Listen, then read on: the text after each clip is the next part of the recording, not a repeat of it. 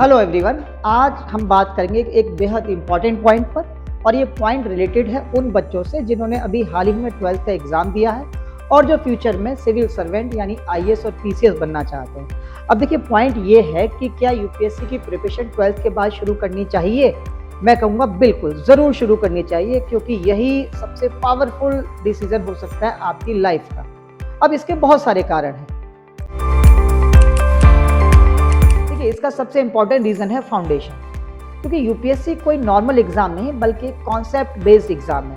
तो अगर आप 12th के बाद शुरू करते हो तो आपके पास टाइम होता है एनसीईआरटी डीपली समझने का, बेसिक सब्जेक्ट जैसे हिस्ट्री, ज्योग्राफी, पॉलिटी को स्ट्रॉन्ग करने का, और सबसे इंपॉर्टेंट कॉन्सेप्ट क्लैरिटी बिल्ड करने का। पॉइंट नंबर 2, यूपीएससी में सबसे बड़ा डिफरेंस टैलेंट से नहीं टाइम से आता है।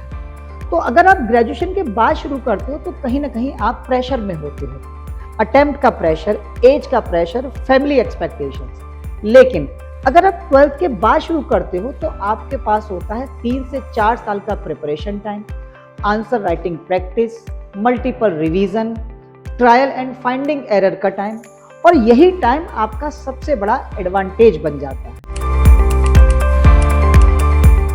पॉइंट नंबर 3, बहुत सारे स्टूडेंट्स केवल ग्रेजुएशन करने में ही अपना टाइम वेस्ट कर देते हैं, क्योंकि उनका मानना होता है कि अभी बहुत टाइम है, ग्रेजुएशन के बाद स्टार्ट करेंगे। अब शायद इसका रीज़न ये हो सकता है कि उन्हें प्रॉपर डायरेक्शन नहीं मिल पाती है। लेकिन अगर आप अर्ली स्टार्ट करते हो और अपने ग्रेजुएशन के सब्जेक्ट्स भी यूपीएससी ओरिएंटेड रखते हो तो इसका आपको लॉन्ग टर्म फायदा मिलता है। इससे न केवल आपके ग्रेजुएशन के सब्जेक्ट्स स्ट्रांग होते हैं, बल्कि यूपीएससी जैसे एग्जाम में भी आपकी सक्सेस प्रोबेबिलिटी कहीं ना कहीं काफी बढ़ जाती है। पॉइंट नंबर 4, यूपीएससी सिर्फ नॉलेज का एग्जाम नहीं बल्कि डिसिप्लिन का भी एग्जाम है। तो अगर आप 12th के बाद शुरू करते हो तो आप ग्रेजुअली डेवलप करते हो daily study routine, newspaper reading habit, analytical thinking और आंसर राइटिंग स्किल्स। अब ये सब एक दिन में नहीं आता है, ये टाइम के साथ बिल्ड होता है।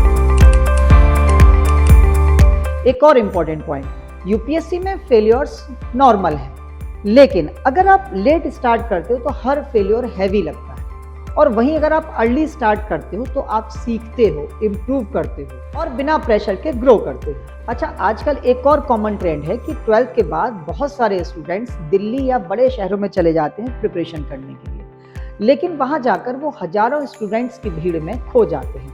ना उन्हें प्रॉपर गाइडेंस मिलती है और ना ही क्लैरिटी।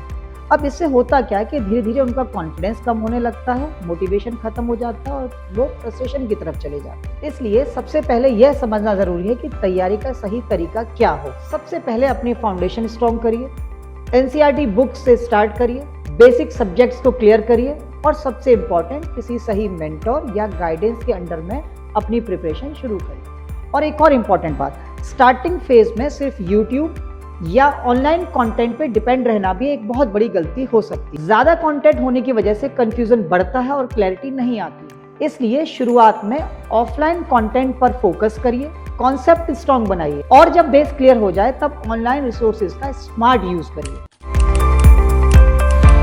अच्छा, मैं पेरेंट्स से भी एक बहुत इंपॉर्टेंट बात डिस्कस करना चाहता हूँ कि आफ्टर 12th यूपीएससी जैसे एग्जाम की प्रिपरेशन के लिए आप बच्चे को तुरंत दिल्ली या किसी बड़े शहर में ना भेजें। देखिए, उसका सिंपल सा रीज़न है कि वहाँ जब आप किसी बड़े इंस्टीट्यूट में जाते हैं तो ये एक्सपेक्ट किया जाता है कि बच्चा अपनी फाउंडेशन को स्ट्रॉन्ग करके आया है, और अगर ऐसा नहीं है तो बच्चा उस हजारों बच्चों की भीड़ में जो कि क्लास में बैठे हैं अपनी आइडेंटिटी खो देता है कहीं ना कहीं, और धीरे धीरे वो डीमोटिवेट होता चला जाता है।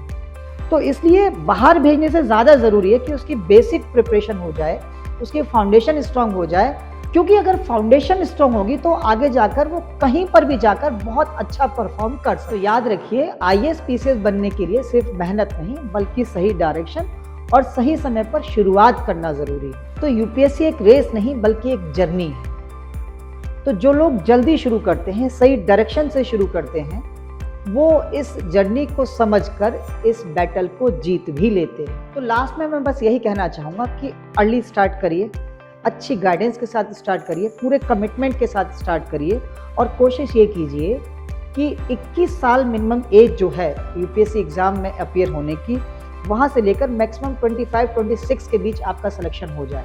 क्योंकि अगर इस बीच में आपका सिलेक्शन हो जाता है तो वाकई में आप अपनी ज़िंदगी को एंजॉय करके जिएंगे, क्योंकि ज़िंदगी सिर्फ काटनी नहीं बल्कि ज़िंदगी जीनी है। तो जब आप इतनी अर्ली एज में सिलेक्शन पा लेंगे तो आप सोचिए अब कहाँ जाकर पहुँचेंगे। दरअसल ये बात तो कोई बताने वाली है नहीं कि इस देश को ब्यूरोक्रेट्स ही चलाते हैं। जब आप एक अच्छे पद पर पहुँच जाते हैं तो आप पॉलिसी मेकिंग में पार्टिसिपेट करना शुरू करते हैं और आपको नेम, फेम, रिस्पेक्ट सब कुछ मिल जाता है। तो इसीलिए लास्ट में मैं बस सिर्फ इतना ही कहूँगा कि बस शुरू करिए।